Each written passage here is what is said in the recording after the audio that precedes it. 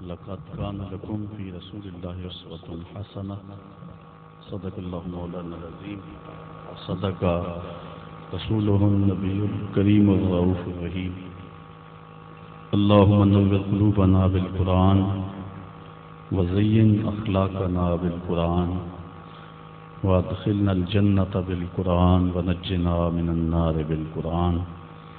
قال الله تعالى وتبارك في شان حبيبه مخبرا وآمرا إن الله وملائكته يصلون على النبي يا أيها الذين آمنوا صلوا عليه وسلموا تسليما. الصلاة والسلام عليك يا رسول الله وعلى آلك وأصحابك يا محبوب رب العالمين. الصلاة والسلام عليك يا نبي الرحمة وعلى آلك وأصحابك يا رسول الملاحم. تمام حمد و ثنا تعریف و توصیف اللہ جل مجدہ الکریم کی ذات بابرکات کے لیے جو خالق کائنات بھی ہے اور مالک شاشہات بھی. اللہ جل وعلا کی حمد و ثنا کے بعد حضور نبی اکرم شفیع امم رسول محتشم نبی مکرم صلی اللہ علیہ وسلم کے حضور ناز میں اپنی عقیدتوں، ارادتوں، محبتوں اور نیازمندیوں کا خراج پیش کرنے کے بعد عالی مرتبت ذی وقار علماء کرام، حضرات سامعین، السلام علیکم ورحمۃ اللہ وبرکاتہ. ماہ نور ربیع الاول شریف کے حسین موسم میں وینس میرج ہال کے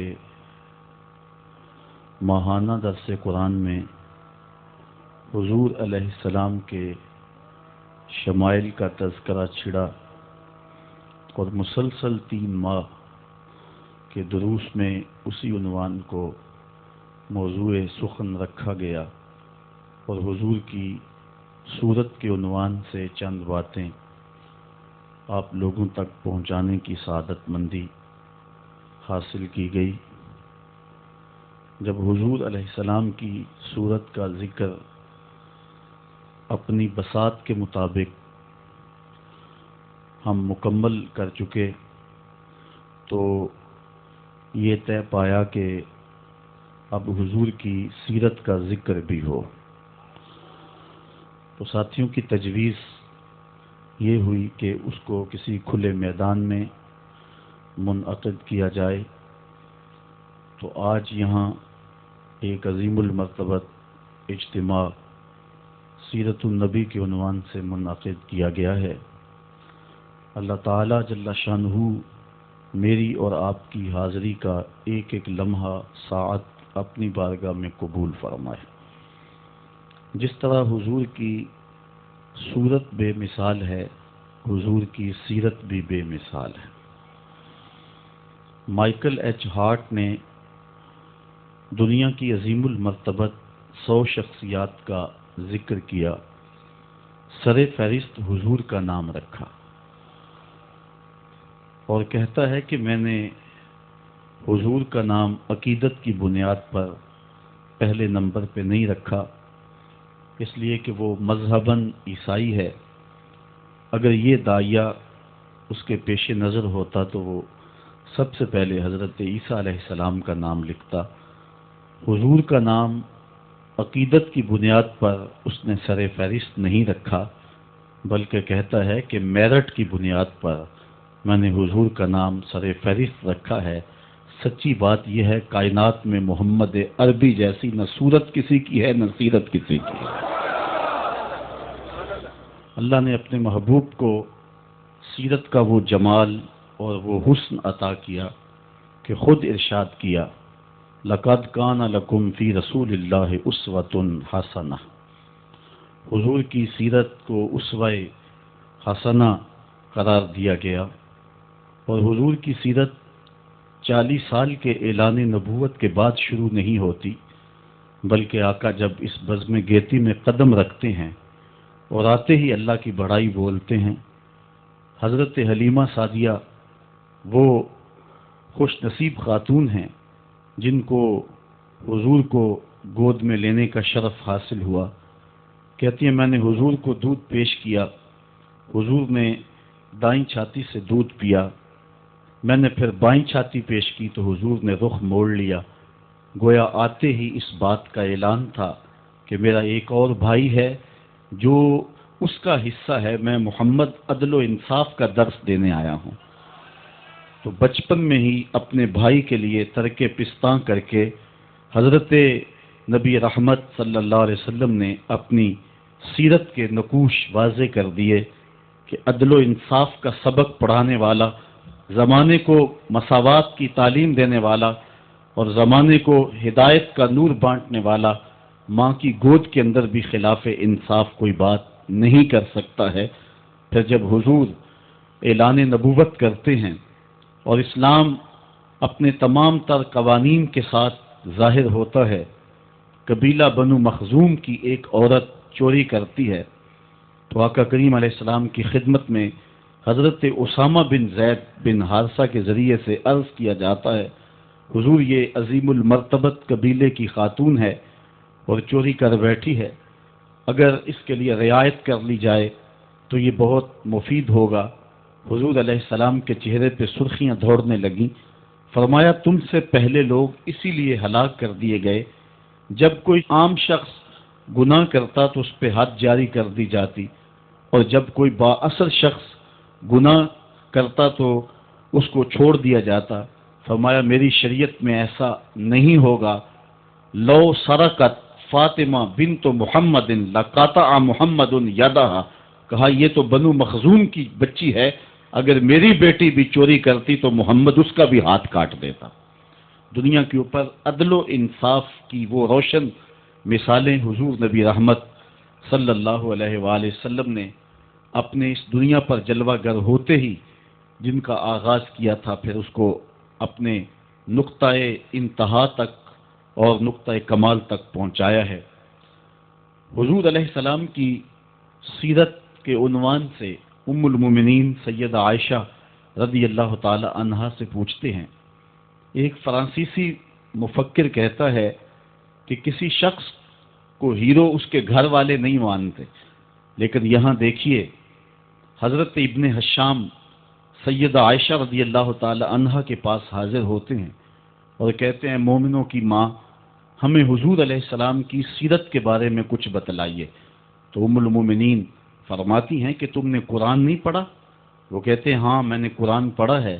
کہا کانا خلقہ القرآن، قرآن حضور کی سیرت کا ہی تو نام ہے، حضور کے خلق کا نام قرآن ہے۔ قرآن نے جن امور سے منع کیا ہے حضور وہاں سے رکے ہیں، اور جن کاموں کے بجا لانے کا حکم دیا ہے حضور وہ کام سر انجام دیتے رہے ہیں۔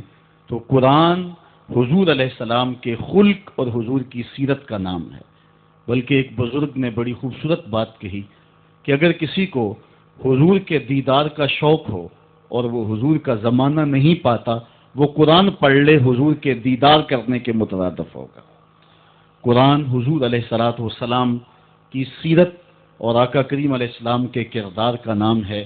تو ام المومنین سیدہ عائشہ رضی اللہ تعالی عنہا فرما رہی ہیں، اے پوچھنے والے کانا خلقہ القرآن، قرآن حضور کے خلق کا نام ہے۔ حضرت سیدہ خدیجہ الکبریٰ رضی اللہ تعالی عنہا خاتون اول، وہ خاتون جس نے اسلام کے لیے سب سے زیادہ قربانیاں دیں۔ حضرت عائشہ رضی اللہ تعالی عنہ فرماتی ہیں کہ حضور اتنی محبت سے ذکر کرتے حضرت خدیجہ الکبریٰ کا کہ میرا ان سے جو رشتہ تھا اس بنیاد پر مجھ سے ایک دن رہا نہ گیا، اور میں نے کہہ دیا حضور آپ ہر وقت حضرت خدیجہ کا ذکر کرتے ہیں، جس طرح زمانے میں ان کے علاوہ کوئی دوسری عورت تھی ہی نہیں۔ تو حضور نے فرمایا ہاں خدیجہ خدیجہ ہی تھی۔ تو کہتی ہے میں نے عرض کی حضور اللہ نے آپ کو بہتر ازواج دے دی، اور آپ اس عورت کا ذکر ہر وقت کرتے ہیں جس کے ہونٹوں کے گوشے بڑھاپے کی وجہ سے رنگ بدل گئے تھے۔ تو حضور نے فرمایا عائشہ مجھے خدیجہ کے بارے تکلیف نہ دو، جب پورے مکے نے میرا انکار کیا تھا تو اس نے میرا اقرار کیا تھا۔ حضور علیہ السلام پر جب نزول وحی ہوا تو یہ حضرت خدیجہ الکبریٰ رضی اللہ تعالی عنہا کے ساتھ نکاح کے 15 سال بیتنے کے بعد کی کہانی ہے۔ 15 سال انہوں نے حضور کو بہت قریب سے دیکھا۔ آقا کریم پر نزول وحی جب ہوئی تو یہ وہ منظر تھا، اللہ قرآن میں فرماتا ہے اگر اس قرآن کو ہم پہاڑوں پہ نازل کر دیں تو وہ بھی ہیبت الہی سے ریزہ ریزہ ہو جائیں۔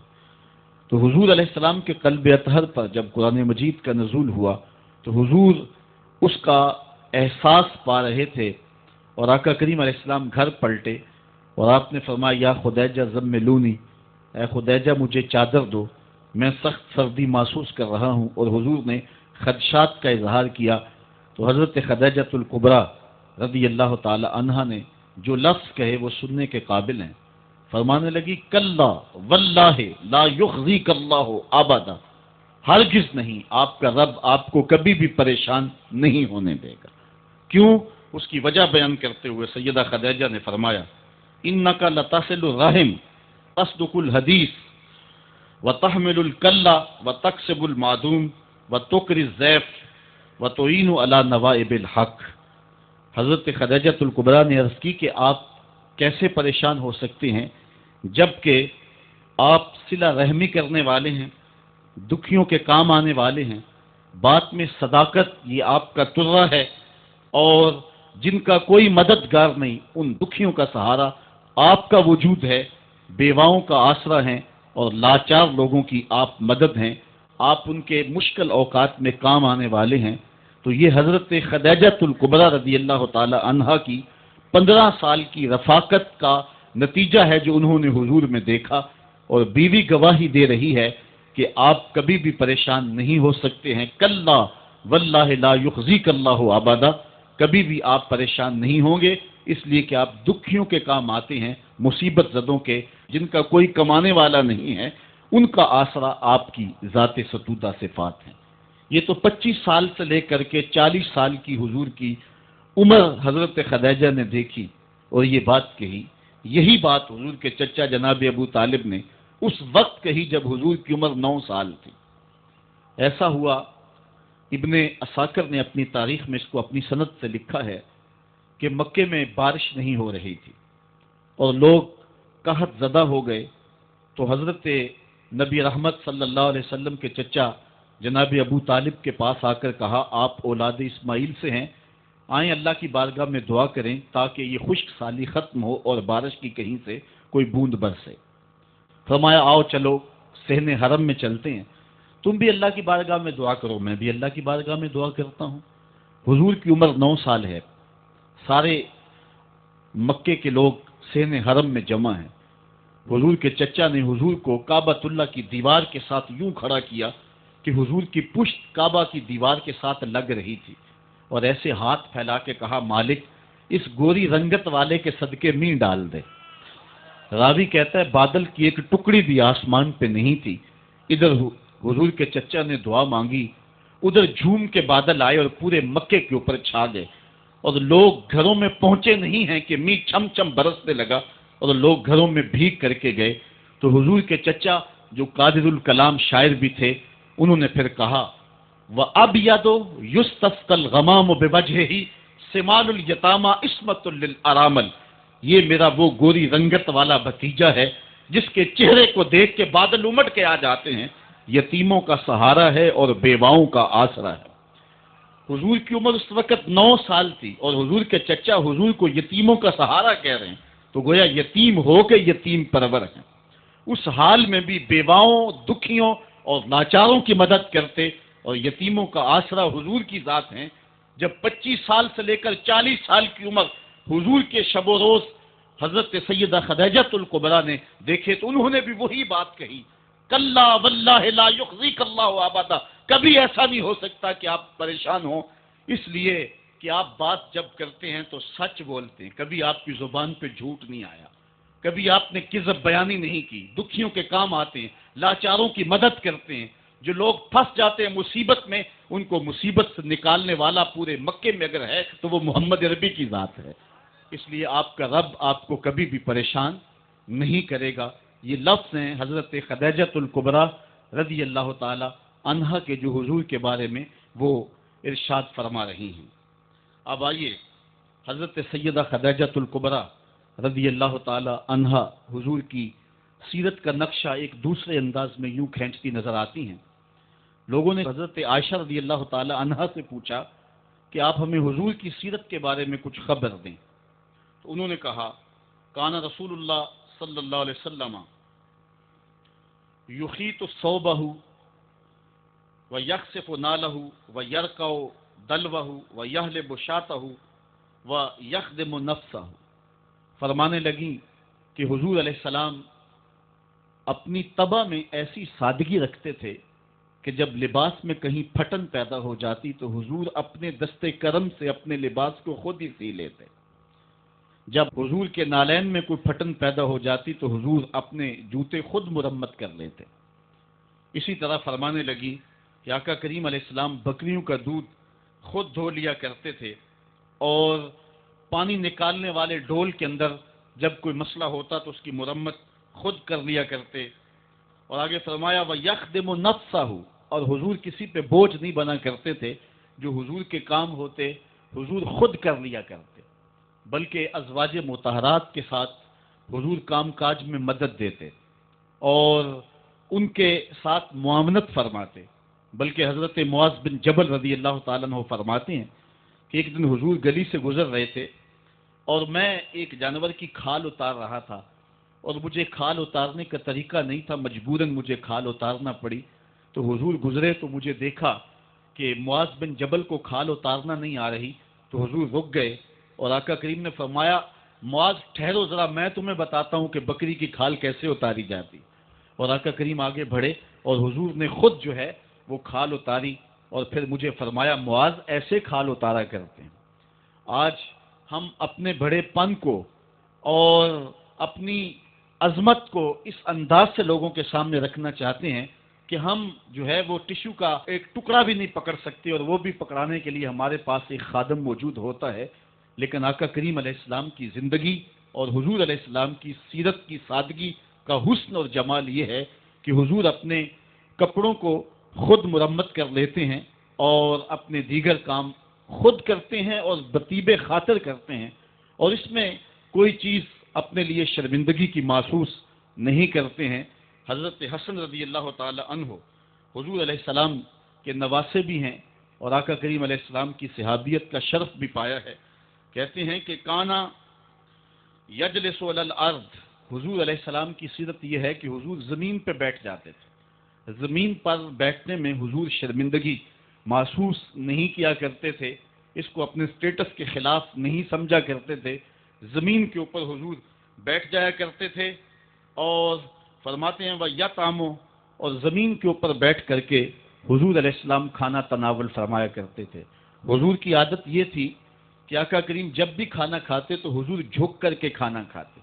فرماتے ہیں کہ میرے پاس ایک فرشتہ آیا جو کعبۃ اللہ کے صحن میں کھڑا تھا، اور اس کی کمر کعبۃ اللہ کی چھت کے برابر تھی، اتنا اس کا قد تھا، اور اس نے مجھے کہا کہ آپ اگر چاہیں تو آپ کو نبی اور بادشاہ بنا دیتے ہیں، اور آپ اگر چاہیں تو آپ کو عبد اور نبی بناتے ہیں۔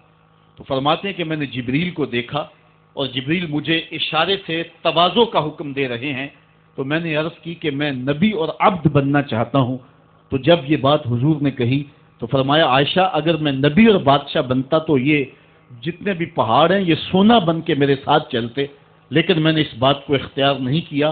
اور اس کے بعد حضور علیہ السلام جب بھی کبھی کھانا کھاتے تو حضور جھک کر کے کھاتے، جس طرح مالک کی دہلیز سے خیرات ملتی ہے اور کوئی خادم اس کو جو ہے وہ شکرانے کے طور پہ جو ہے وہ انتہائی عزت کے ساتھ کھاتا ہے۔ ساری زندگی حضور نے کھاتے اور پیتے ہوئے تکیہ نہیں لگایا، ہاتھ میں پلیٹ پکڑ کے اکڑ کے یا ٹہل کر کے یا جو ہے وہ بالکل سیدھے ہو کے نہیں، تھوڑا سا جھک کر کے بغیر تکیے کے حضور علیہ السلام کھانا کھانا پسند فرمایا کرتے تھے، اور فرماتے میں اس طرح کھاتا ہوں جس طرح بندے کھاتے ہیں، اور میں اس طرح بیٹھتا ہوں جس طرح اس کے عبد اور اس کے بندے بیٹھتے ہیں۔ یہ حضور علیہ السلام کا طریقہ ہے۔ ایک دن آقا کریم علیہ السلام ایک چٹان کے اوپر بیٹھے تھے اور حضور علیہ السلام قدید کھا رہے تھے۔ یہ خشک گوشت جو کر کے اس کو بعد میں جب پکایا جاتا ہے تو اس کو قدید کہتے ہیں، یا سرید تھی، حضور کھا رہے تھے۔ تو ایک خاتون وہ گزری اور اس کے بارے میں اہل علم کہتے ہیں کہ وہ بڑی زبان دراز تھی اور وہ مردوں کو بھی ایسی ایسی باتیں کرتی کہ لوگ جو ہے وہ اس کی شر سے بچا کرتے تھے. تو اس نے کہا کہ آپ تو ایسے کھا رہے ہیں جس طرح کے عبد کھاتے ہیں. تو حضور علیہ الصلوۃ والسلام نے فرمایا اگر میں عبد نہیں ہوں تو کون عبد ہے؟ فرمایا میں سب سے بڑا عبد ہوں. تو جب یہ بات سنی تو اس کے قدم رک گئے اور اس نے حضور علیہ السلام کی خدمت میں عرض کی کہ حضور آپ پھر اکیلے ہی کھا رہے ہیں، مجھے بھی کھلائیں. تو حضور نے ایک لقمہ اٹھایا، فرمایا لو تم بھی کھا لو. تو اس نے کہا یہ نہیں، بلکہ جو آپ کے منہ میں ہے میں وہ کھانا چاہتی ہوں. تو حضور علیہ الصلوۃ والسلام نے اپنے منہ کا نوالا نکال کر کے اس کے منہ میں ڈال دیا. تو کہتے ہیں کہ اس کے بعد کبھی بھی اس کی زبان پر کبھی فحش بات آئی نہیں تھی. حضور کے جوتے کی وہ برکت تھی اور اس کا وہ فیضان تھا کہ اس کے اندر ایسی روشنی ہو گئی.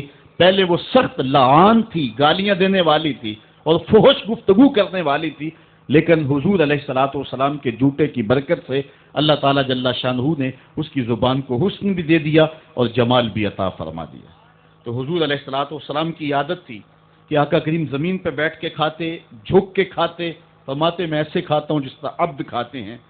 وَيَلْبَسُ الْغَلِيظَ، اور آقا کریم علیہ السلام موٹے کپڑے پہنتے تھے. باریک ترین کپڑے پہننے سے حضور نے گریز کیا ہے اور یہ علامت تکبر ہے کہ باریک ترین لباس پہنا جائے. تو حضور موٹا لباس پہنتے تھے. وَيَرْكَبُ الْحِمَارَ، اور آقا کریم علیہ الصلوۃ والسلام دراز گوشت کے اوپر سوار ہوتے تھے. ویسے اگر حضور سے نسبت نہ ہو تو گدھا کہیں گے، اب نسبت میرے رسول سے ہو گئی ہے تو اس کا نام ہی بدل گیا. بلکہ حضور علیہ السلام جس دراز گوشت کے اوپر سوار ہوتے تھے اس کا نام یافور تھا، اور اہل محبت اس کو محبت سے حضرت یافور کہتے ہیں. اور وہ صرف دراز گوش ہی نہیں تھا، حضور کا پیغام رساں بھی تھا. کسی صحابی کو حضور نے بلانا ہوتا تو اس کو کہتے کہ فلاں کو بلا کے لا. وہ جاتا اور جا کے اس کے دروازے کے ساتھ سر مارتا. دستک کی آواز سن کے صحابی باہر نکلتا تو دیکھتا کیا کہ حضرت یافور کھڑے ہیں. وہ سمجھ جاتا مجھے حضور بلا رہے ہیں. جب حضور علیہ السلام کا وصال ہو گیا تو وہ پاگلوں کی طرح مدینے کی گلیوں میں بھاگتا تھا، حتیٰ کہ قبیلہ بنو سلیم کے کنویں میں چھلانگ لگا کے اپنا خاتمہ کر لیتا ہے. جب حضور اس دنیا سے کوچ کر گئے ہیں تو ہم نے جی کے کیا لینا ہے. تو وہ داراز گوش آقا کریم اس کے اوپر سواری کر لیتے تھے. بلکہ خیبر کے دن یہ یہودیوں کے ساتھ مقابلے کا دن تھا، لیکن اس اہم دن حضور علیہ الصلوۃ والسلام جس دراز گوشت کے اوپر سوار تھے اس کی جو نکیل تھی وہ کھجور کی رسی کی تھی اور کھجور کی چٹائی اس کے اوپر ڈالی ہوئی تھی. تو آقا کریم علیہ السلام اس بات میں کوئی باک اور کوئی شرمندگی محسوس نہیں کیا کرتے تھے. میں ایک دن ایک راستے میں کھڑا تھا کہ کوئی شخص مجھے دیکھ کر کے رکا، اپنی گاڑی پہ بٹھا لیا اور اس نے 5-6 مرتبہ مجھے کہا جی وہ بس آج میں بڑی گاڑی نہیں لا سکا، بس جلدی میں یہ چھوٹی گاڑی لے کر کے آیا ہوں. اسے بار بار شرمندگی ہو رہی تھی کہ یہ میری گاڑی چھوٹی ہے. لیکن ذرا دیکھیے جب انسان کے اندر فطرتاً چھوٹا پن نہ ہو اور وہ احساس کمتری کا شکار نہ ہو تو اس کے اندر یہ چیزیں نہیں ہوا کرتی تھی. حضور علیہ السلام دراز گوشت کے اوپر سوار بھی ہوتے تھے اور کسی کو اپنا ردیف بھی بنا لیتے. اور لازمی نہیں کہ کسی کو ردیف بنانے کے لیے حضور کسی عالی نسب شخص کا انتخاب کرتے، بلکہ غلاموں کو، لاچاروں کو اور انتہائی مسکین لوگوں کو حضور علیہ السلام اپنا ردیف بنایا کرتے تھے. بلکہ فتح مکہ کے دن یہ اسلام کی عظمت کا اعلان کرنے کا دن ہے. اس دن حضور علیہ السلام کا ردیف کون تھا جو اتنا زیادہ عمر نہیں رکھتا تھا اور حضور کے پیچھے بیٹھے خوشی سے جھومنا چاہتا تھا، اور آقا کریم علیہ السلام کا سر انور یوں جھکا ہوا تھا کہ حضور علیہ الصلوۃ والسلام کے امامے کا کور جو ہے وہ اونٹنی کی کوہان کے ساتھ لگی ہوئی لکڑی کے ساتھ لگ رہا تھا، اور اس انداز سے حضور مکے میں داخل ہو رہے تھے. اور حضور کا اس دن ردیف، حضور کے ساتھ اس اہم دن سوار کون تھا تو تاریخ کے اندر جواب ملے گا، وہ اسامہ بن زید تھا. حضور کا منہ بولا بیٹا حضرت زید بن حارثہ کا فرزند، جو حضرت ام ایمن کا بیٹا بھی ہے اور حضرت زید بن حارثہ کا بیٹا بھی ہے. رنگ سانولا ہے، ناک چپٹی ہے، حبشی نیاد ہے، لیکن آقا کریم علیہ الصلوۃ والسلام اس دن اس غلام زادے کو اپنی پشت پہ بٹھائے ہوئے ہیں. بلکہ تاریخ کے یہ اوراق بھی ہمارے سامنے ہیں. حضرت حسن رضی اللہ تعالی عنہ حضور کے ایک زانو پہ کھیلتے تھے تو دوسرے زانو پہ حضرت اسامہ بن زید کھیلتے تھے. بلکہ حضور علیہ السلام ایک کندھے پہ حضرت امام حسن کو اٹھاتے ہیں تو دوسرے کندھے پہ حضرت اسامہ کو اٹھاتے ہیں۔ حضرت سیدہ عائشہ رضی اللہ تعالیٰ عنہ فرماتی ہیں ایک دن حضرت اسامہ رضی اللہ تعالیٰ عنہ کی ناک بہہ رہی تھی، میں نے دیکھا کہ حضور علیہ السلام آگے بڑھے کہ میں اسامہ کی ناک صاف کر دوں، غلام زادے کی ناک صاف کر دوں، تو میں نے عرض کی حضور آپ رہنے دیں میں صاف کر دیتی ہوں۔ تو حضور نے فرمایا اے عائشہ اسامہ سے میں بھی پیار کرتا ہوں، اسامہ سے تو بھی پیار کیا کر۔ غلام زادوں کے ساتھ محبتوں کا یہ عالم اور اس انداز کے ساتھ پیار کا یہ روپ، یہ حضور علیہ السلام نے ہی سکھایا ہے اور یہ حضور کی زندگی کا ہی روپ ہے۔ حضرت حسن فرماتے ہیں وَيَرْكَبُ الْحِمَارُ وَيَرْدِفُ خَلْفَهُ وَيَلَاقُ يَدَهُ، اپنے پیچھے حضور کسی شخص کو بھی سوار کیا کرتے تھے اور پھر حضور کھانے کے بعد اپنی انگلیاں بھی چاٹ لیا کرتے تھے اور اس میں کچھ شرم محسوس نہیں فرمایا کرتے تھے۔ یہ حضور کی سیرت کے پہلو ہیں جو بڑے نمایاں ہو کے ہمارے سامنے آتے ہیں۔ حضور نبی رحمت صلی اللہ علیہ وسلم کی سیرت کا رنگ بیان کرتے ہوئے حضرت انس رضی اللہ تعالیٰ عنہ بیان فرماتے ہیں کان رسول اللہ صلی اللہ علیہ وسلم احسن الناس و اجود الناس و اشجع الناس، کہتے ہیں حضور کائنات میں صورت اور سیرت کے اعتبار سے سب سے حسین تھے، حضور علیہ السلام سب سے زیادہ سخی تھے اور حضور علیہ السلام سب سے زیادہ بہادر تھے۔ حضور علیہ السلام کی سیرت کے حسن کو نبی رحمت کے خادم خاص انس بن مالک رضی اللہ تعالیٰ عنہ بیان فرماتے ہیں۔ یہ بات ذہن میں رکھیں، یہ وہ صحابی ہیں جن کو 10 سال حضور کی خدمت کی سعادت نصیب ہوئی۔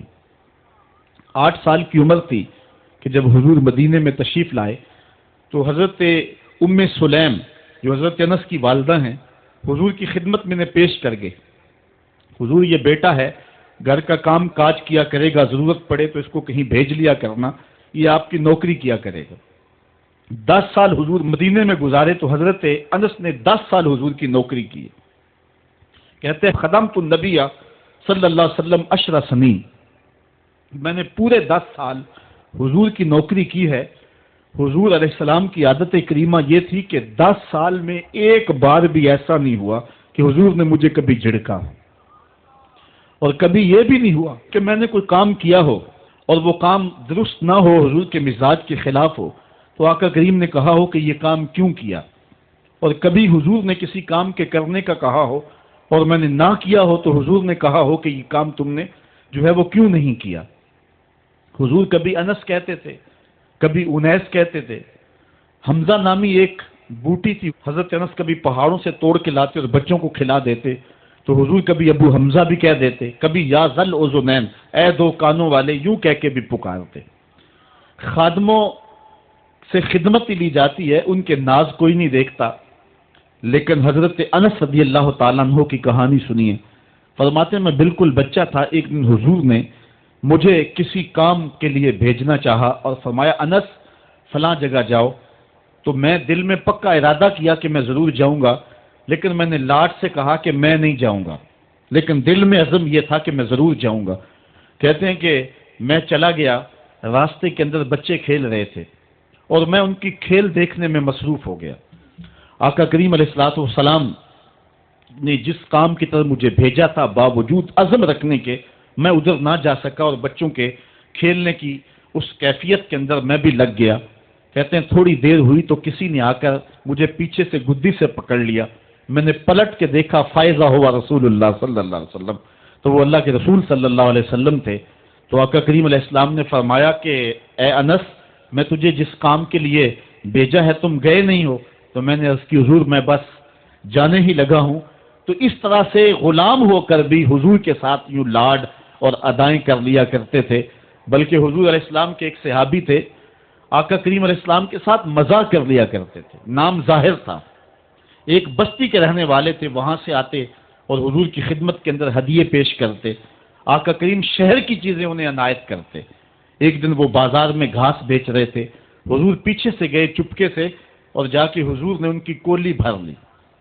کولی بھرنے کا مطلب یہ ہے کہ چپکے سے جا کر اس کو احساس دیے بغیر اس کی آنکھوں پہ ہاتھ رکھ لیا جائے اور یہ اسے اشارتاً کنایتاً پوچھا جائے کہ بتاؤ میں کون ہوں، یہ کسی کی محبت کو پرکھنے کے لیے کیا جاتا ہے کہ ہر وقت کہتے ہو کہ میں تمہارے خیال میں رہتا ہوں، اب بتاؤ میں کون ہوں۔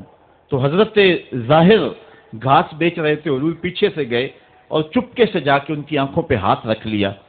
اب حضور کے ہاتھ آنکھوں پہ آئے ہوں اور پتہ نہ چلے کس کے ہاتھ آئے ہیں، اللہ اکبر، لیکن حضرت ظاہر نہیں بولتے۔ میں کہتا ہوں انہوں نے کبھی بھی نہیں بولنا تھا۔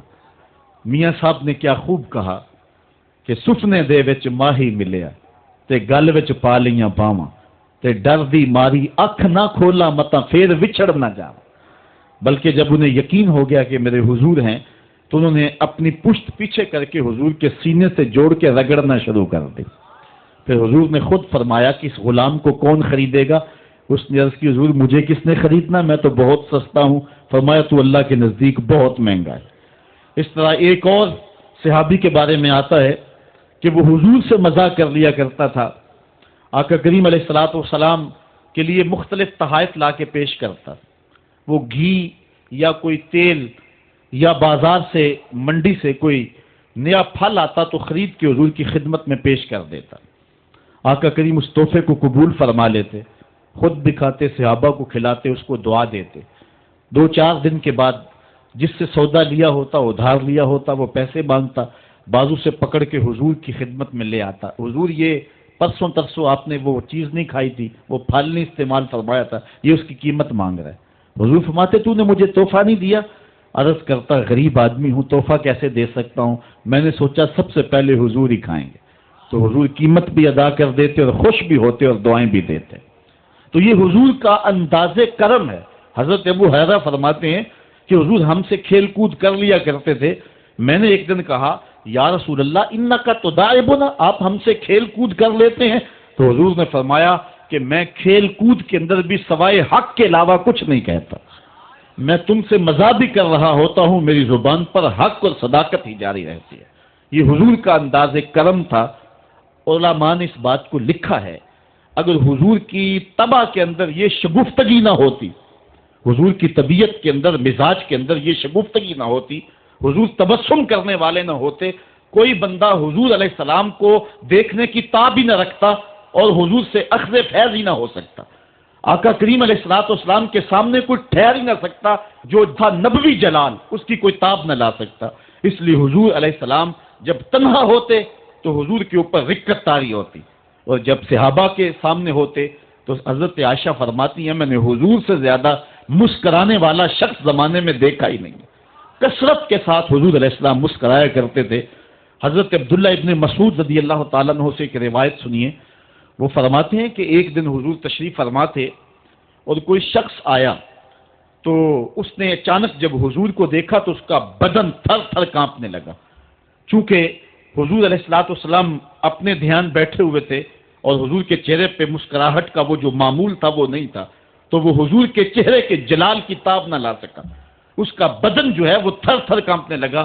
تب حضور نے اس کی جانب دیکھا اور حضور علیہ السلام مسکرائے اور آقا کریم علیہ السلام نے فرمایا حوّن علیک، کہا سکون کرو، نہ کانپو، میں کوئی بادشاہ تھوڑا ہوں۔ اور پھر حضور نے فرمایا میں تو قریش کی اس عورت کا بیٹا ہوں جو سوکھے ہوئے گوشت کو چبا چبا کے کھایا کرتی تھی، اور اس طرح حضور نے اس کی ہیبت کو اس کے اوپر جو طاری ہو گئی تھی دور کر دیا۔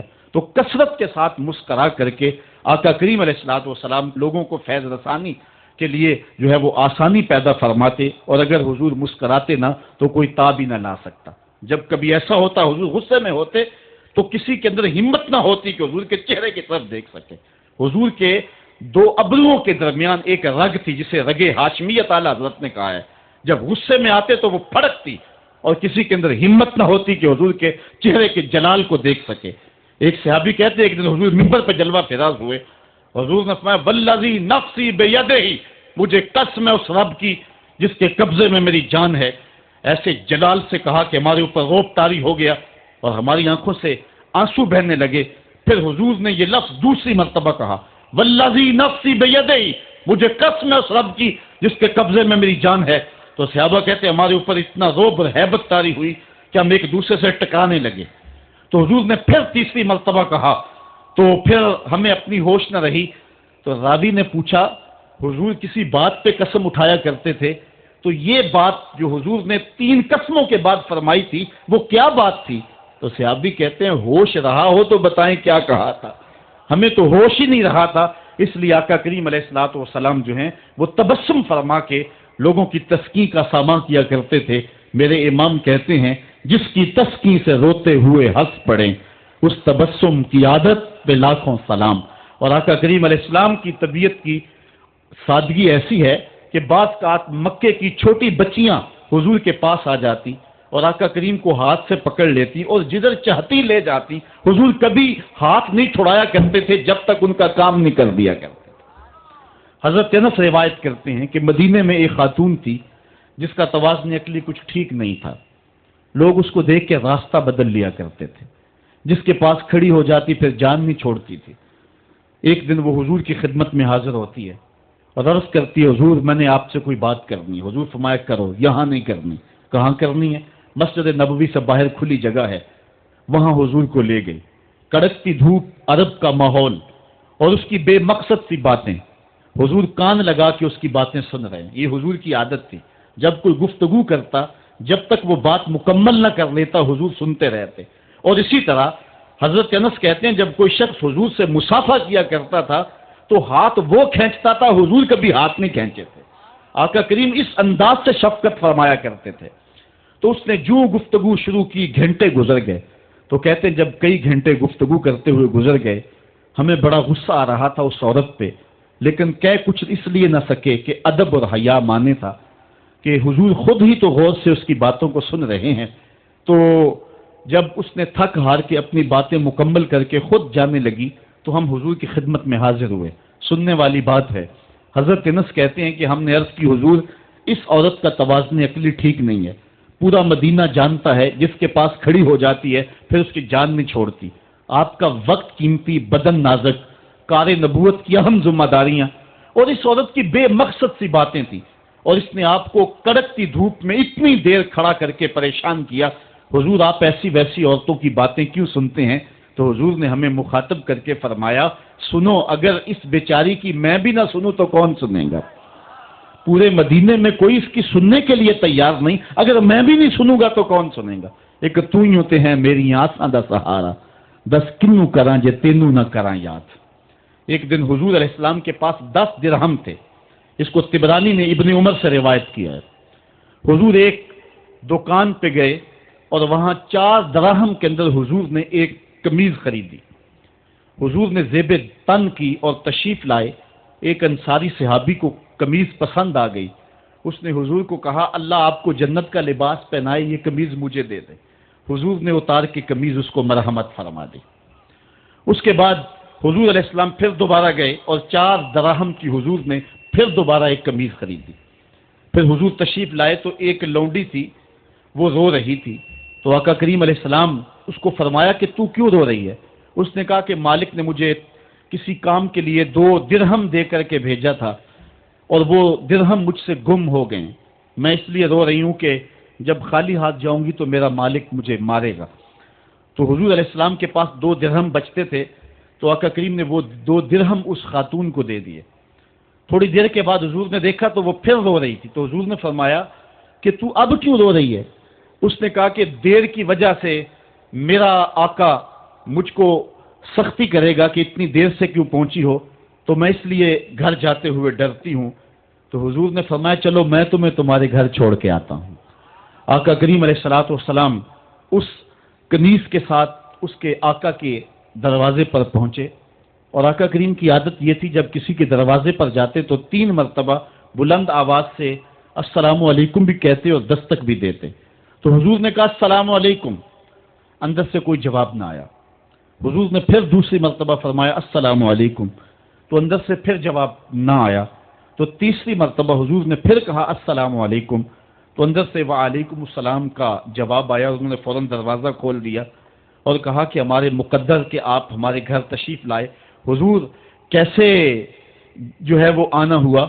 تو حضور علیہ السلام نے فرمایا پہلے یہ بتاؤ میں نے 3 مرتبہ کہا السلام علیکم، تم نے پہلی 2 مرتبہ جواب نہیں دیا۔ تو انہوں نے عرض کیا کہ ہم نے قصداً خاموشی اختیار کی اس لالچ میں کہ حضور بار بار ہمیں سلامتی کی دعا دیتے رہیں۔ अस्सलामु अलैकुम तुम्हारे ऊपर सलामती हो, अस्सलामु अलैकुम तुम्हारे ऊपर सलामती हो। और हुजूर ने फरमाया कि इस लौंडी की देर की वजह से मैं इसके साथ तुम्हारे तक इसको पहुंचाने आया हूं। तो उन्होंने हुजूर के उन गुलामों ने कहा, हिया हुर्रतुन लिवजहिल्लाह, हुजूर आप इसके साथ आए हैं, अल्लाह की रजा के लिए हम लौंडी को आज़ाद करते हैं। तो हुजूर अलैहिस्सलातु वस्सलाम उन लोगों को, उन तबकात को जिनको कभी किसी ने नहीं पूछा था और जिनका कोई परेशान हाल नहीं था, आका करीम अलैहिस्सलाम की सीरत का यह रोशन बाब है कि हुजूर उनकी दहलीज पर पहुंचे और जाके उनकी मदद की और उन दुखियों, लाचारों और परेशान हालों को उस मुश्किल हालात के अंदर ढारस बंधाई।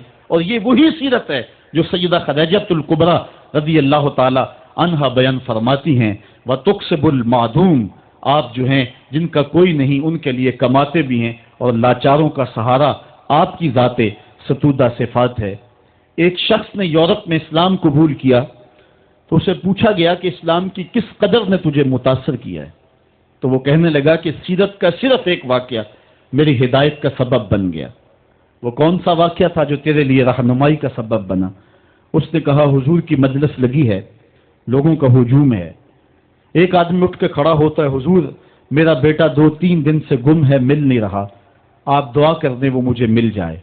कबल इससे कि हुजूर दुआ के लिए हाथ उठाते और उसका बेटा मिल जाता और दुआ बाबे इजाबत तक पहुंचती। एक दूसरा शख्स जो देर से आया था वो दरवाजे पे खड़ा हो गया, अर्ज गुजार हुआ, हुजूर मैं इसके बच्चे को शक्ल से पहचानता हूँ, फलां बाग में बच्चों के साथ अभी अभी मैंने खेलते हुए देखा है। बाप ने जब सुना तो दौड़ लगा दी, 3 दिन से बिछड़ा हुआ था, बेटे मिलने की खबर उसको तड़पा गई। हुजूर अलैहिस्सलातु वस्सलाम ने फरमाया से बुलाया गया। फरमाया बहुत जल्द है। जी हुजूर आप जानते हैं कि एक बाप के जज्बात क्या होते हैं, बेटा बिछड़ा है, 3 दिन गुजर रहे हैं, अलग तड़प रहा हूं, उसकी माँ बेचैन है, 3 दिन से कुछ खाया नहीं, कुछ पिया नहीं, मैं चाहता हूं बहुत जल्द जाके अपनी आंखों को ठंडा करूं और उसकी ममता तक उसके बेटे को भी पहुंचाऊं ताकि उसके दुखों को भी करार मिले। फरमाया जरूर जाओ, तुम्हारे जज्बात से अच्छी तरह आगाह हूं, लेकिन तुम्हें बुलाने का भी एक मकसद था, और वो ये कि जब तुम उस बाग के किनारे जाओ और बच्चों के साथ बच्चे को खेलता हुआ देखो तो उसको बेटा कह के आवाज न देना, बल्कि जो नाम रखा है उस नाम से पुकारना।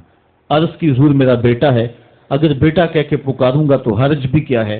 फरमाया तुम 3 दिनों से बिछड़े हो, तुम्हारे लहजे में बला की मिठास होगी और तुम नहीं जानते, हो सकता है खेलने वालों में कोई यतीम बच्चा भी खेल रहा हो, और जब तुम अपने बेटे को बेटा कह के पुकारोगे तो उसका कलेजा कट जाएगा, आज मेरा बाप होता तो मुझे भी बेटा कह के पुकारता। फरमाया ये शौक घर जाके पूरा कर लेना, लेकिन जब बच्चे इकट्ठे खेल रहे हों तो वहां अपने बेटे को बेटा कह के नहीं उसके नाम से पुकारना है। ये इस्लाम का दिया हुआ मिजाज है।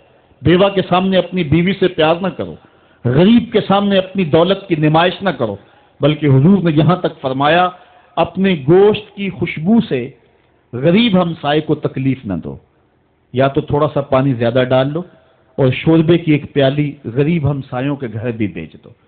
और अगर ऐसा नहीं कर सकते तो ऐसे जाविये में, ऐसे वक्त में खाना पकाओ जब गरीब के बच्चे सो चुके हों, क्योंकि अगर गरीब के बच्चों ने जिद कर ली और गरीब इस्तात ना रखता हुआ उनकी जिद पूरी करने की, तो बताओ उन बिलखते हुए बच्चों को चुप कौन करवाएगा? उनके बहते हुए आंसुओं को कौन पूछेगा? वो क्या किसी ने कहा था, दोपहर को सुला देती है बच्चों को वो इस डर से गली में फिर खिलौने बेचने वाला ना आ जाए। हमें इस्लाम ने ये तालीम दी है, दुखियों की नजाकत कल्बिया का इतना ख्याल, इतना लिहाज, ये एक पैगंबर की जिंदगी होती है। कुरान ने हमें बड़ी वाज़े इस बात की तरफ बुलाया है, ये बात जहन में रखें, इस गलत फहमी से हम निकलें। मसला गरीब की मदद का नहीं है, मसला गरीब की इज्जत नफ्स का है, यतीम की दिलजोई का मसला है।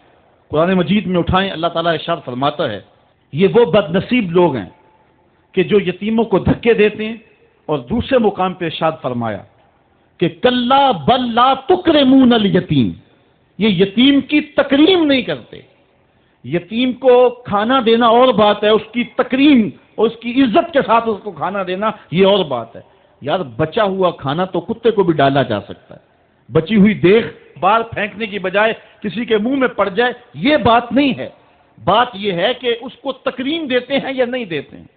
یہ جو عید کے موقع پہ غریبوں کو لائن میں کھڑا کر کے عید پیکج دے رہے ہوتے ہیں اور 10 اخبارات کے اندر تصویریں چھپتی ہیں اور بندہ اپنی اس نفسانی تسکین کو روحانی تسکین سمجھ رہا ہوتا ہے کہ وہ سمجھتا ہے کہ میں بہت نیکی کا کام کر رہا ہوں، بہت بڑا سماجی کارکن ہوں۔ ذرا غور کرے کہ اس نے غریبوں کی غربت کا مذاق تو نہیں اڑایا؟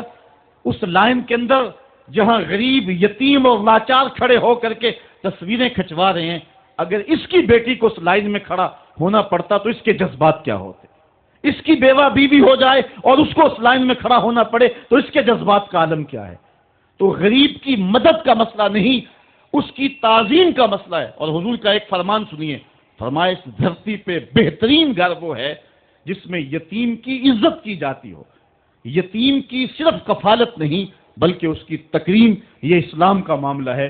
تو اس نے کہا کہ حضور علیہ السلام نے یہ جو فرمایا کہ اپنے بیٹے کو بیٹا کہہ کے نہ پکارنا، تو یہ وہ اسلام کا مزاج ہے جس روشن مزاج نے جو ہے وہ حضور علیہ السلام کی نزاکت قلبیہ کو ہمارے سامنے رکھا، اور یتیم کے لیے یہ احساسات ایک پیغمبر کی زندگی کا ہی حصہ ہو سکتے ہیں۔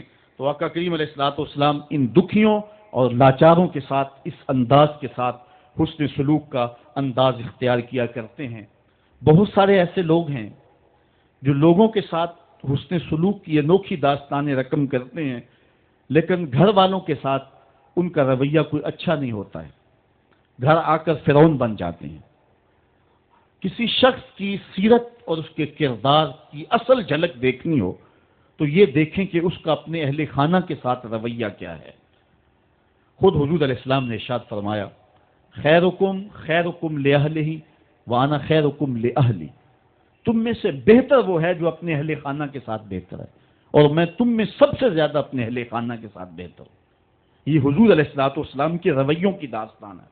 ام المومنین سیدہ عائشہ رضی اللہ تعالی عنہا سے پوچھیے، فرماتی ہیں ایک دن میں پانی پی رہی تھی کہ حضور گھر میں تشریف لے آئے، مجھے دور سے دیکھ کر کے کہا، عائشہ ذرا تھوڑا سا پانی میرے لیے بھی چھوڑنا۔ تو کہتی ہیں میں نے پانی چھوڑ دیا، حضور قریب آئے، میرے ہاتھ سے آپ خورا لیا، پانی پینے لگے تو پھر رک گئے اور پھر میری جانب دیکھ کے مسکرائے اور فرمایا، عائشہ ذرا بتانا تم نے ہونٹ کہاں رکھ کے پانی پیا تھا؟ مجھے بتائیں اگر شوہر کا رویہ بیوی کے ساتھ یہ ہو تو پھر گھر جنت بنے گا یا کہ نہیں بنے گا؟ تو کہا مجھے یہ بتائیں کہ تم نے ہونٹ کہاں رکھے تھے۔ یہ حضور کی سیرت کا وہ تابناک پہلو ہے۔ آج جس دور سے ہم گزر رہے ہیں، ایک دوسرے کے جوتے کو ہم اپنے لیے جو ہے وہ باعث عار سمجھنے لگے ہیں۔ بالخصوص مرد تو عورت کا جوتا اپنی مردانگی کے خلاف سمجھتا ہے۔ لیکن آؤ میں تمہیں حضور کی سیرت کا ایک اور خوبصورت واقعہ سناؤں۔ حضرت ابو ہریرہ رضی اللہ تعالیٰ عنہ فرماتے ہیں، اور آپ جانتے ہیں صحابہ میں سب سے زیادہ کثیر روایت شخص حضرت ابو ہریرہ رضی اللہ تعالیٰ عنہ کی ذات میں۔ حضور علیہ السلام کی 5300 سے زائد احادیث کے راوی ہیں۔ حضرت ابو ہریرہ قبیلہ دوس سے تعلق رکھتے ہیں، باپ انتقال کر گئے ہیں، ساری زندگی حضور کے نام پہ گزار دیے۔ حضرت ابو ہریرہ خدمت حدیث میں ایسے مشغول رہے کہ شادی کرنے کی فرصت بھی نہیں پائی، ساری زندگی حضور علیہ السلام کی سنگت میں، صحبت میں گزار دی۔ بلکہ مجھے یہاں ایک لطیفہ یاد آ گیا، ہمارے ایک مولانا صاحب ہوا کرتے تھے، تو وہ پڑھے تو معمولی تھے لیکن تھے بڑے زندہ دل۔ تو ایک دن کسی نے ان سے پوچھ لیا کہ حضرت یہ جو ابو ہریرہ ہیں ان کو ابو ہریرہ کیوں کہتے ہیں؟ تو ہریرہ تو ہرہ کی تصغیر ہے اور ہرہ بلی کو کہتے ہیں، لیکن چونکہ ان کے علم میں نہیں تھا تو انہوں نے ایک دو لمحے غور کیا، پھر 2-3 مرتبہ اس لفظ کو دہرایا ابو ہریرہ، اور پھر سوچ کے کہنے لگے سمجھ آ گئی ابو ہریرہ کو ابو ہریرہ کیوں کہتے ہیں۔ پوچھنے والوں نے کہا جناب کیوں کہتے ہیں؟ کہا ابو ہریرہ کا معنی ہے ہر ویلے حضور کے پاس رہنے والا۔ تو چلو آج یہی ترجمہ کر لیتے ہیں، ابو ہریرہ ہر ویلے حضور کے پاس ہی رہتے تھے، بلا تعین اوقات حضور سے درس حیات، درس زندگی، درس دین لیتے تھے۔ یہ صفہ کے چبوترے پہ بیٹھ کے حضور سے تعلیم حاصل کرنے والے اسلام کی پہلی درسگاہ کے طالب علم ہیں۔ جنگل سے لکڑیاں کاٹ کے لاتے، بیچتے اور پیٹ کی آگ بجھاتے۔ کبھی حضور کے گھر سے لنگر آ جاتا، کبھی فاقے بھی کاٹتے، کبھی کوئی صحابی ان کی دعوت کرتا اور یوں کام چل جاتا۔ کہتے ہیں ایک دن کھائے پیے ہوئے کافی دن گزر گئے اور حالت یہ تھی کہ کمر بھی سیدھی نہیں ہو رہی تھی۔ جنگل سے لکڑیاں کاٹ کے لاؤں اور بازار میں بیچوں، یہ بھی طاقت نہیں تھی۔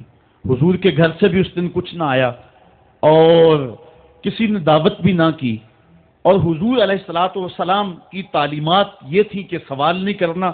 اب میں کسی سے سوال کروں مجھے یہ بھی گوارا نہیں تھا، ادھر بھوک کمر بھی سیدھا نہیں ہونے دیتی تھی۔ کہتے ہیں میں نے ہیلا کیا اور مسجد نبوی کے ایک ایسے زاویے پہ بیٹھ گیا جہاں سے لوگوں کا گزر ہوتا تھا۔ میرا مقصد یہ تھا کوئی گزرتا ہوا شخص میرے چہرے کو پڑھ لے گا اور کھانے کی دعوت دے گا، لیکن جو بھی آتا سلام لے کے گزر جاتا۔ کسی نے میرے اندر اترنے کی زحمت گوارا نہ کی۔ وہ کیا کسی نے کہا تھا، ہستی پلکوں کے نیچے غم بھی پلتے ہیں مگر کون دیکھتا ہے اتنی گہرائی میں۔ جب لوگ گزرتے رہے اور کسی نے میرا پوچھا نہ تو میں نے سوچا کہ تھوڑا سا ہیلا اور کرنا چاہیے، جو کوئی آئے میں اس سے ہم کلام ہوں، میری گفتگو کے دوران وہ میرے اندر اترنے کی کوشش کرے گا۔ کہتے ہیں حضرت عمر رضی اللہ تعالیٰ عنہ آ گئے، میں نے ان سے قرآن مجید کی ایک آیت پوچھی۔ میرا مقصد یہ تھا یہ آیت بتائیں گے، اس دوران میرے سے ہم کلام ہوں گے، میرے لہجے کی ٹوٹ پھٹن سے جان جائیں گے میرا مسئلہ کیا ہے۔ لیکن وہ شاید جلدی میں تھے، انہوں نے آیت بتائی اور چلے گئے۔ میں پھر منتظر ہو گیا تو حضرت صدیق اکبر آ گئے رضی اللہ تعالیٰ عنہ۔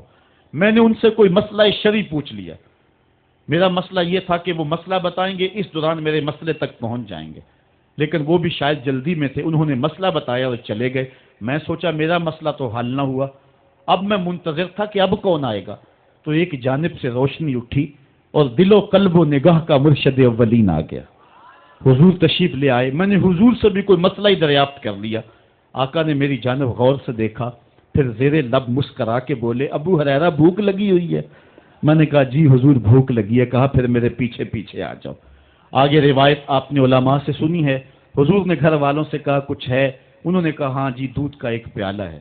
فرمایا ابو ہریرہ؟ میں نے کہا جی حضور۔ کہا صفہ کے چبوترے پہ جو بیٹھے ان کو بھی بلا لاؤ۔ صرف ابو ہریرہ ہی ہر ویلے پاس نہیں رہتا، اور بھی ہر ویلے پاس رہتے ہیں، ان کا بھی خیال ہے حضور کو۔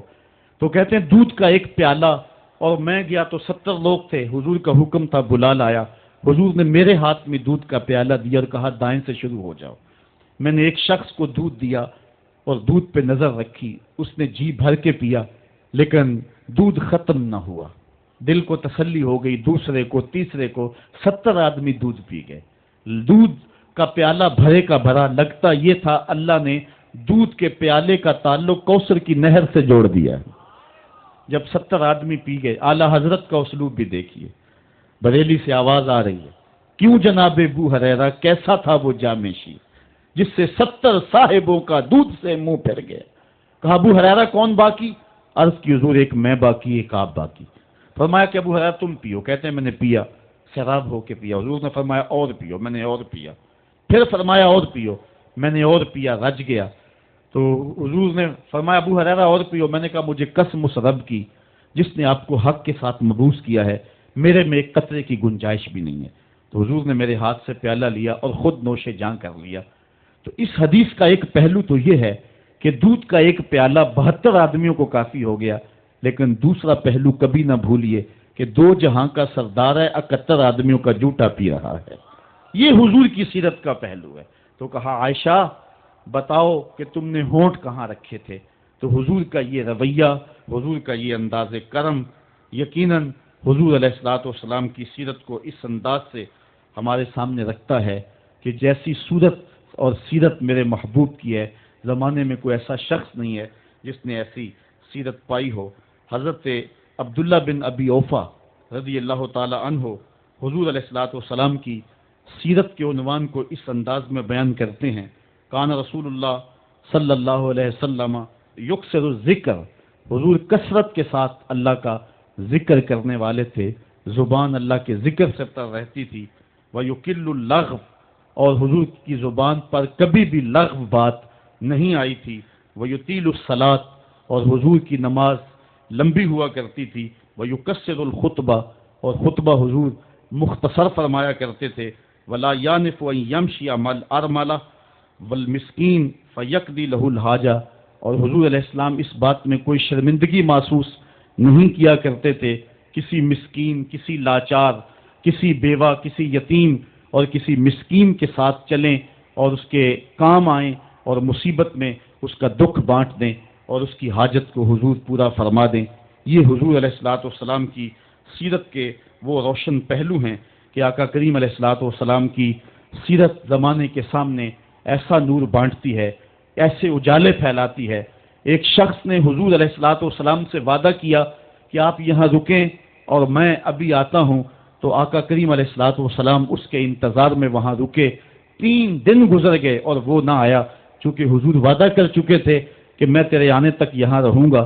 تیسرے دن اس کو جا کے یاد آیا تو وہ واپس پلٹا، تو آقا کریم نے جواب میں صرف اتنی بات کہی، آپ نے فرمایا یا فتح قد شککت علیہ، اے نوجوان تو نے تو مجھ کو مشقت میں ڈال دیا۔ حضرت عمر رضی اللہ تعالیٰ عنہ روایت کرتے ہیں کہ زید بن سعنہ نامی ایک یہودی تھا جس کو حضور نے قرض دینا تھا۔ آقا کریم علیہ الصلوۃ والسلام 2 جہاں کے مالک ہیں، لیکن حضور کا فقر اختیاری تھا۔ آقا کریم علیہ السلام کے گھر میں بسا اوقات کتنے دن چولہا نہیں جلا کرتا تھا۔ حضور ادھار لے کر کے لوگوں کی مصیبتوں کو بھی دور کرتے اور گھر کا چولہا بھی بعض اوقات ادھار لے کے گرم کرنا پڑتا۔ اعلیٰ حضرت فرماتے ہیں مال کے کونین ہیں گو پاس کچھ رکھتے نہیں، 2 جہاں کی نعمتیں ہیں ان کے خالی ہاتھ میں۔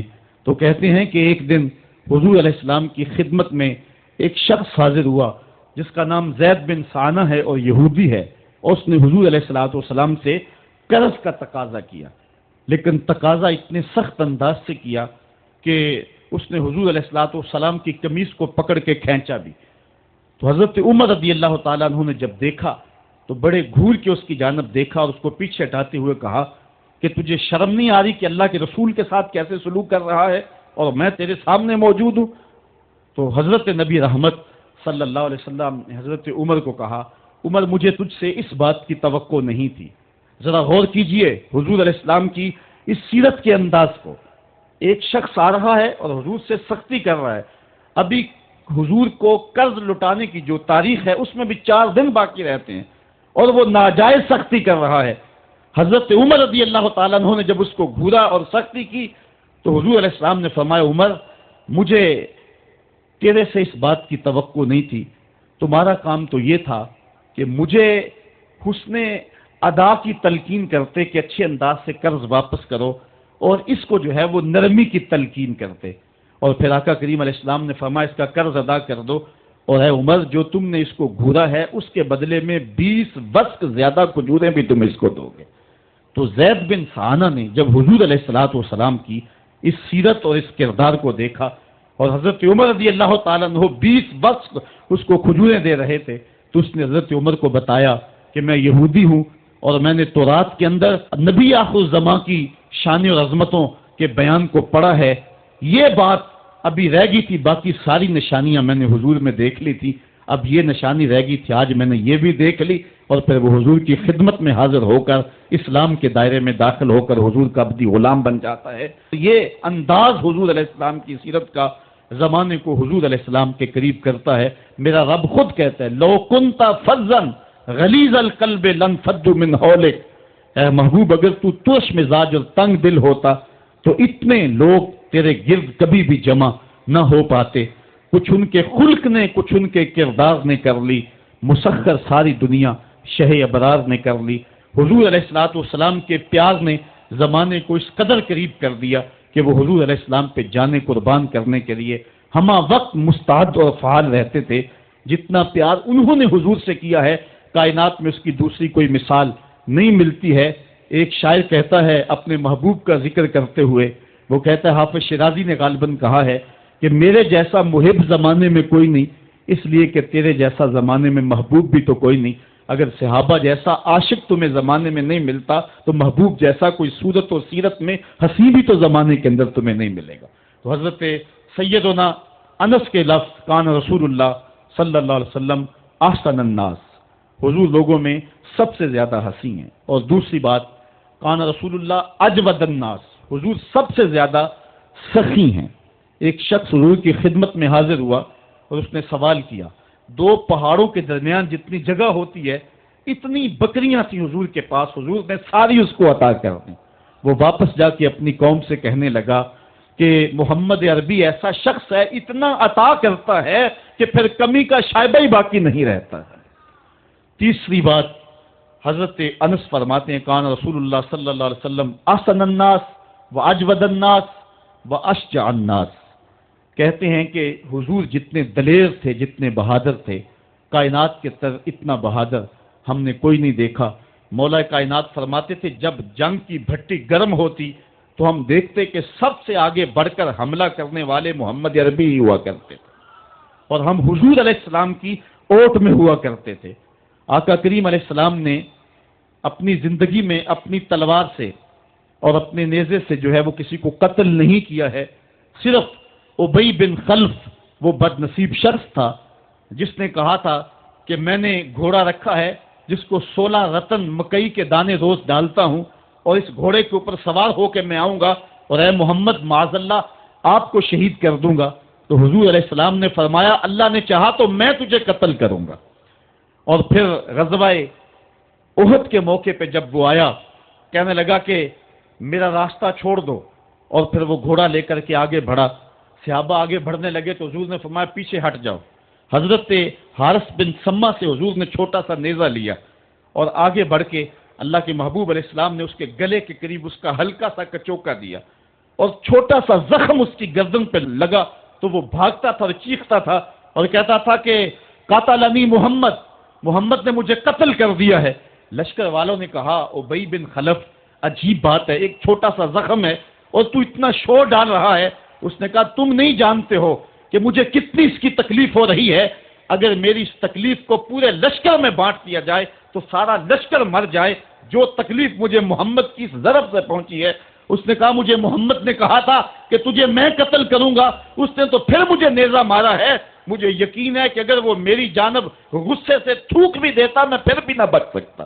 تو یہ حضور علیہ الصلوۃ والسلام کی جو ہے وہ دلیری اور بہادری کے قصے ہیں کہ آقا کریم علیہ السلام کی ضرب کو کون برداشت کرے، ایک معمولی خراش برداشت نہ کر سکا اور نارے جہنم میں جہنم کا وہ کتا جا پہنچا۔ تو آقا کریم علیہ الصلوۃ والسلام کی سیرت کے اس عنوان کو حضرت انس نے کتنے خوبصورت انداز میں بیان کیا۔ کان رسول اللہ صلی اللہ علیہ وسلم احسن الناس و اجود الناس و اشجع الناس، لوگوں میں سب سے دلیر بھی حضور، سب سے سخی بھی حضور، اور سب سے صورت و سیرت میں حسین بھی حضور۔ حضرت نبی رحمت صلی اللہ علیہ وسلم غزوہ حنین کے موقع پہ آپ دیکھیں، سفید خچر کے اوپر سوار ہیں اور ایک پہاڑی درے میں کافر گھات لگائے بیٹھے تھے۔ جب اچانک انہوں نے تیر اندازی کی تو لشکر اسلام میں بھگدڑ مچ گئی۔ اس وقت حضور تھے جو خچر کو آگے بڑھا رہے تھے، حضرت عباس رضی اللہ تعالیٰ عنہ رکاب تھامے تھے اور آقا کریم کہہ رہے تھے انا نبی لا کذب انا ابن عبد المطلب، میں نبی ہوں اس میں کوئی جھوٹ نہیں، میں عبد المطلب کا بیٹا ہوں۔ تو حضور علیہ السلام کا یہ انداز کہ جب میدان کے اندر بھگدڑ مچی ہے تو سب سے آگے بڑھ کر کے کفار پر حملہ کرنے والے سفید خچر کے اوپر مصطفیٰ ہیں۔ علماء نے حضور کی بہادری کے اس قصے کو بیان کرتے ہوئے فرمایا جنگوں میں خچر کا سفید ہونا، ایک تو خچر کا ہونا بہادری پہ دلیل ہے، اس لیے کہ گھوڑے رکھے جاتے ہیں کہ بھاگنا آسان ہو، اور دوسرا مٹیالے رنگ کے جو ہیں وہ جانوروں کی سواری کی جاتی ہے، یہ فوج کی وردی کا رنگ مٹیالہ، اس کی حکمت بھی یہ ہے۔ لیکن آقا کریم علیہ الصلوۃ والسلام سفید خچر پہ جو ہے وہ سوار تھے۔ حضور اتنے شجاع تھے، اتنے بہادر تھے، میدان میں بھاگنے کے لیے نہیں آتے تھے بلکہ حضور کفر کے چھکے چھڑانے کے لیے میدان میں داخل ہوا کرتے تھے۔ آقا کریم علیہ الصلوۃ والسلام کی سیرت کا وہ کون سا پہلو ہے اور وہ کون سا رنگ ہے جس نے معاشرے کو روشنی اور معاشرے کو اجالا نہیں دیا؟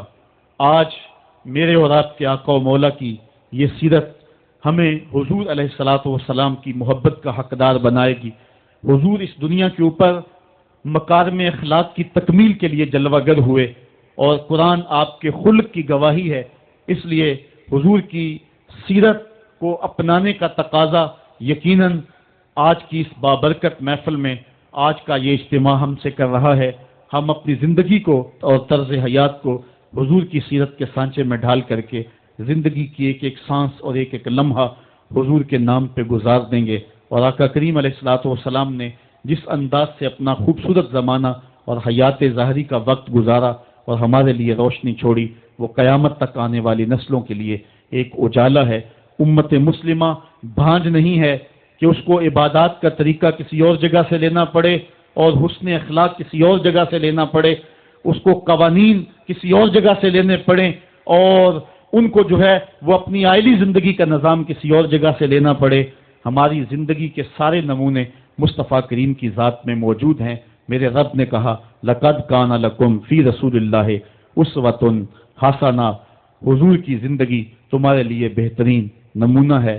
اللہ حضور کی زندگی کا نور ہمارے من میں اتار دے، ہمارے باطن کو حرارت اور نور اور اجلا پن نصیب کرے۔ کار ما آخر شدو آخر ز ما کار نشد، مشت خاک ما غبارے کوچہ یار نشد، و آخر دعوانا ان الحمدللہ رب العالمین۔ آفاق کے ہر ہر گوشے میں قرآن سنا کر دم لینا، اب رکنا نہیں، اب تھمنا نہیں، فردوس میں جا کر دم لینا، آفاق کے ہر ہر گوشے میں قرآن سنا کر دم لینا، اب رکنا نہیں، اب تھمنا نہیں۔